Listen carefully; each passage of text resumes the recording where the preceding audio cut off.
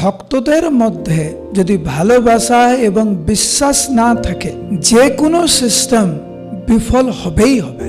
একটি সম্পর্কে যদি ভালোবাসা এবং বিশ্বাস না থাকে, কিন্তু ঘর বাড়ি ভালো, টাকা পয়সা ভালো, সব ভালো, কিন্তু সম্পর্ক কখনো ভালো হতে পারে না, কারণ সেখানে বিশ্বাস নেই, সেখানে ভালোবাসা নেই।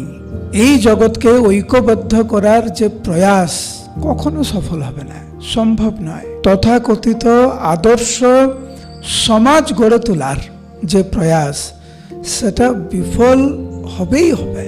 কেন হবে বিফল? যেহেতু সবার পিতা যিনি, তাকে বাদ দিয়ে, প্রভুপাদ যেরকম বলতেন, ভগবান রামকে বাদ দিয়ে রাম রাজ্য করার যে প্রয়াস, সেটা তো বিফল হবেই।